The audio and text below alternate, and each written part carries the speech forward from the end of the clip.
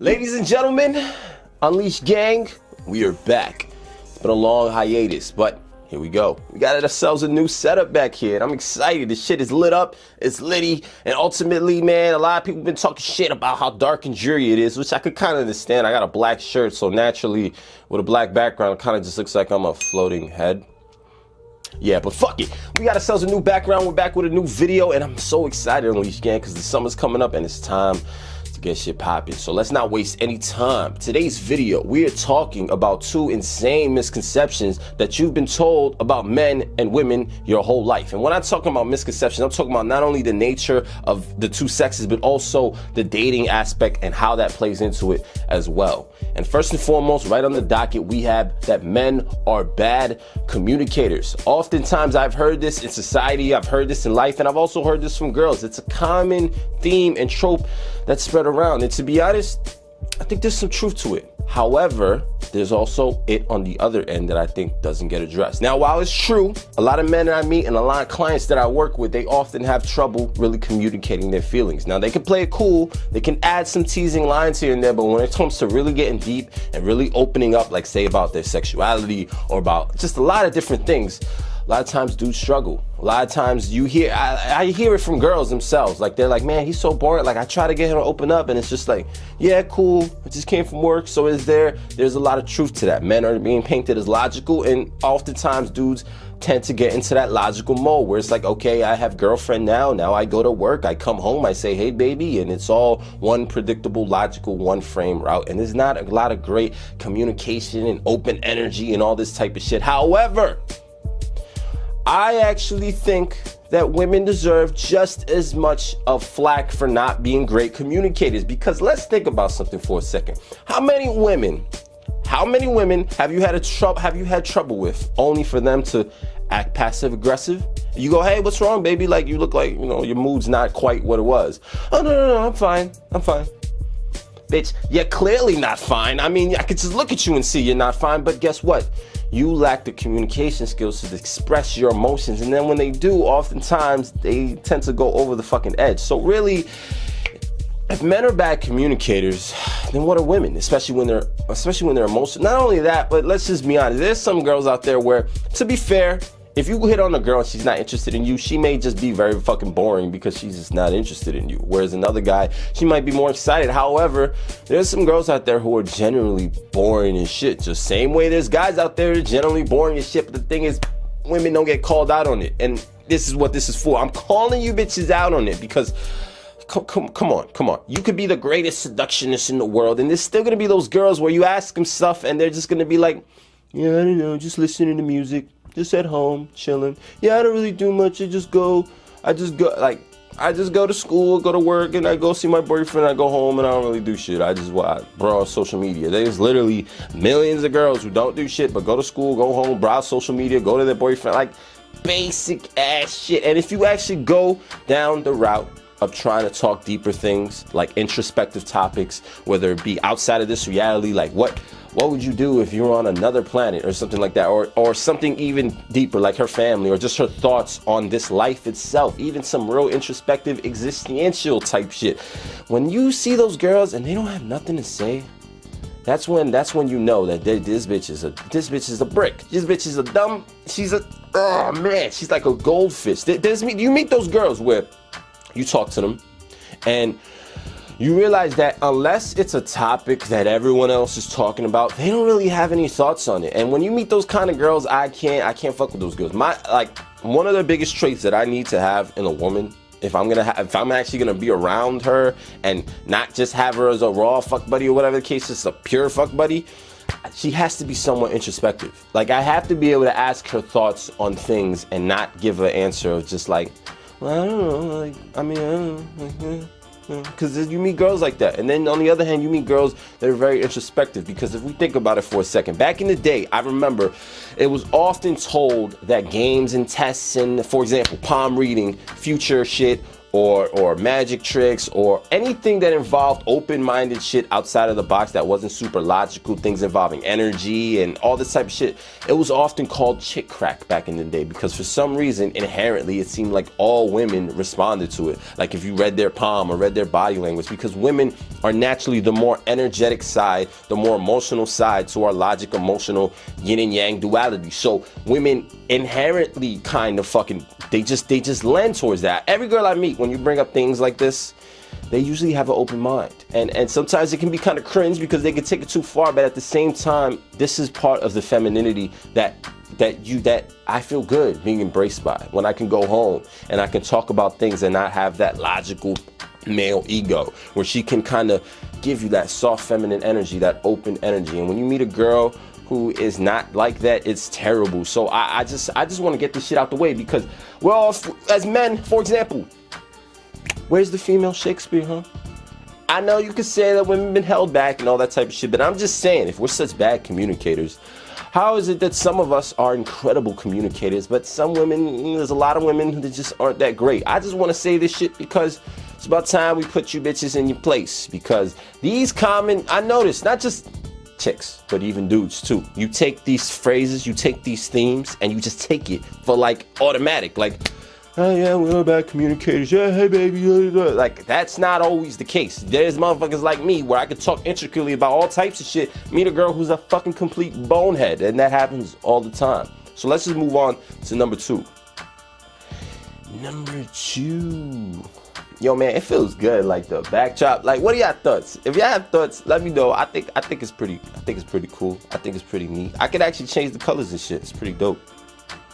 Yeah. Alright. Next one up. Men slut shame. Ooh. This is a good one right here. Men slut shaming. I actually think that women slut shame much worse. As much as we have things like the slut walk, where women are going outside, running around naked, saying, you know, don't sexualize my body, or just sexual empowerment and all this type of shit, in reality, the irony is men love hoes. We love hoes. We just don't like the lies that come with hoes. It's like, if you meet a girl who's very promiscuous, I don't even need to call her a hoe. I never called women anything. If a woman's sexually promiscuous, that's just her thing. My whole thing is that I don't like dishonesty. But what I find is that a lot of times promiscuous women, they're just dishonest about it, because they naturally, for example, let me put it like this. Women, in order for their pussy to get wet, in order for them to become sexually aroused, they need the example of affection and aggression. They need romance and like sexual lust. So when you're talking to them, that's why like, for example, I had a fuck buddy once where she basically was like, hey, if we hang out, I want to make sure that we have the opportunity to have sex. But then later on, at another point, she was literally saying to me like, oh, is that all you want to do is have sex? And it was the most contradictory thing in the world, but I knew what it was. When she basically was saying like, oh, it's all you want to do, is all that you want to do is have sex, what she was really saying was, I want some kind of romantic validation. She was really seeking for me to say something sweet and romantic to her so that it means much, because when you have those two halves, that's what really creates that arousal for women. But the problem is women often bullshit all the time. So dudes get this idea that women are these fucking angels, and in reality, a lot of times that's not the case. Not only that, but when it comes to slut shaming itself, let's think about this for a second. How many times have you had women be in competition with each other? A girl walks outside wearing something, and suddenly women are going, oh my god, how could she wear that? Blah blah blah, like she looks so blah blah blah. Something negative. Or you have other situations where women will literally go, oh my god, how could she do that with that? I would never. One of women's most favorite phrases for shitting on other women is, I would never. Oh my god, how could she go out with a guy so much younger than him? I would never. Oh, how could she cheat on her? I would never. But bitch, let me look through the skeletons in your closet. All I'm saying is, listen, let me put it like this. If a girl went outside right now, showing off her titties, twerking on the street, motherfuckers would be like, oh damn. Like dudes would be hyped, like, oh shit, I got myself a nice little visual treat today. I didn't wake up this morning and expect to see some nice titties and ass in my face. But the women around you, how many of them are going to be like, wow, good for her, she's empowered? And how many of them are going to instinctually grab their man possessively and feel threatened? Because oftentimes, let's think about this for a second, a woman's game relies a lot on her beauty. If you've noticed, a lot on her beauty, while our game relies a lot on our character, our personality, our ability to communicate. So if women, when they see a hotter, physically beautiful woman that is just showing it off, oftentimes women become very intimidated because they feel that they can't compete. And since beauty is such a main thing because they don't really put in effort in other shit, it's such a main thing. Once they have that card pulled, they have nothing to do other than to tear that woman down instead of bring themselves up, because they feel like they can't compete. But what you could compete is a personality, is character, is other things in life, being a good person. But a lot of times women don't think like that. They're just like, oh my God, she's hot. I can't compete. Fuck her. Let me just tear her down. That's what dudes do. The same thing when it comes to like money or fame or things that men feel that they can't compete on, that they feel is a strong inherent part of attracting women, like money and fame and whatever the case is, which isn't always the case. But dudes get that feeling, and dudes tear each other down just as much as women do. We hear it all the time. Beta male ass hating motherfuckers who all the time want to fucking judge your lifestyle, say, oh, that's cool, but I wouldn't really want to do that. Women do the same thing, and oftentimes women are much worse, much worse, because you have to think about it.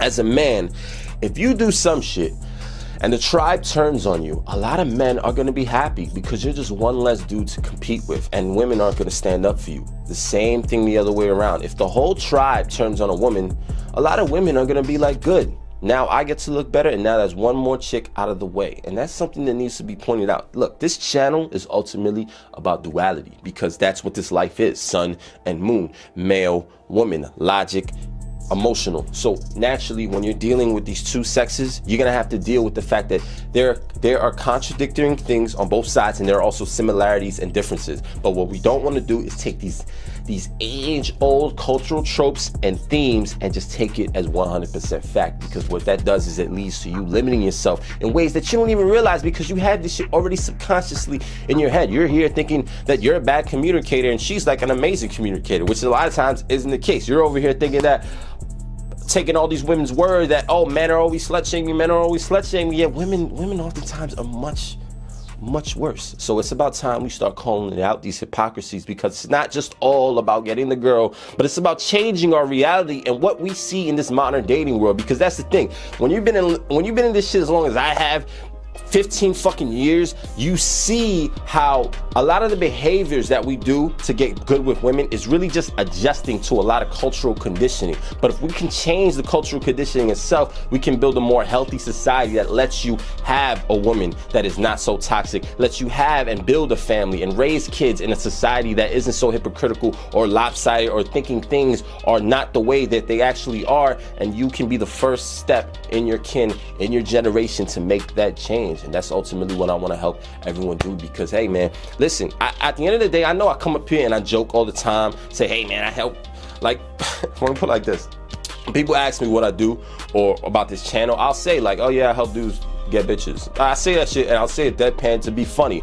But in reality, like, we have a friend of ours who's literally in Canada right now getting married. He's about to have a child. And it's like, it's crazy to think, but it's like, by us doing this, we're literally changing lives and creating new life. Like, this entire realities, entire families, like a child's love, lifelong love for his father is about to be experienced, all because we came up here talking our shit. And ultimately, man, that shit is important, because this is something that I struggled with my whole life. This is something that I had a passion for. I had a passion for my whole life. And I wasted a lot of years getting good, but not putting boots on the ground. And now is the time where I'm doing that. And if you're watching this right now, thank you for watching, bro.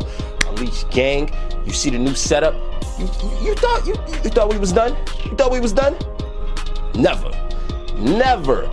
We just getting started, baby. With that being said, bro, thank you. Like, subscribe, comment below. With that being said, bro, I will see you on the other side, pimp. Later.